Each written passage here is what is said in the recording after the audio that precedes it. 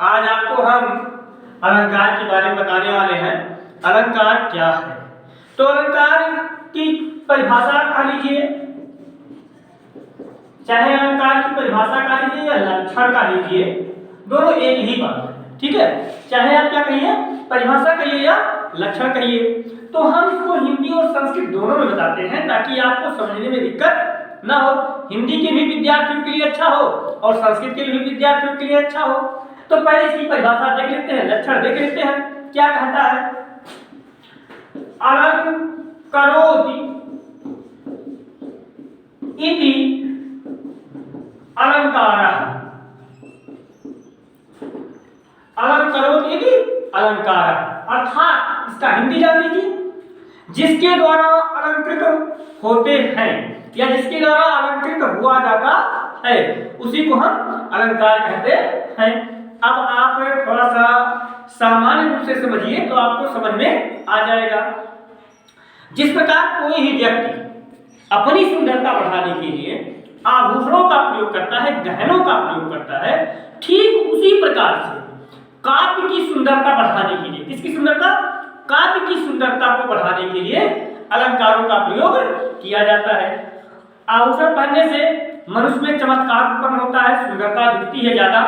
उसी प्रकार से अलंकारों का प्रयोग कर देने से काव्य की या साहित्य की सुंदरता अपने आप झलक उठती है। ठीक है, कुछ संस्कृत के विद्वानों ने अलंकार को काव्य की आत्मा में स्वीकार किया है, लेकिन बहुत डीपली हो जाएगा, इसलिए उस चीज को हम यहाँ पर नहीं बताएंगे। ठीक है, आप बस इतना जानिए कि जिसके द्वारा विभूषित हुआ जाता है, जिसके द्वारा सुंदरता बढ़ाई जाए या जिसके द्वारा चमत्कार उत्पन्न हो, उसी को हम क्या कहते हैं?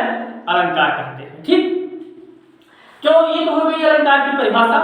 अब अलंकार कितने प्रकार का होता है? तो अलंकार आपका भैया 3 प्रकार का होता है।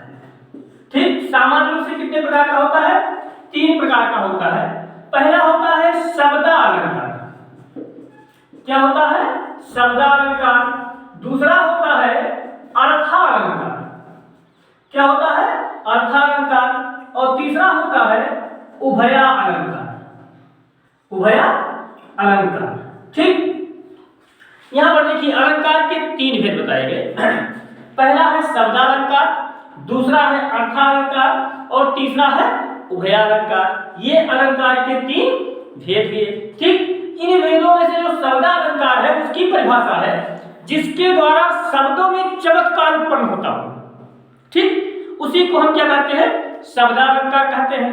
अर्थालंकार जिसके द्वारा अर्थों में चमत्कार उत्पन्न होता हो उसे हम क्या कहते हैं?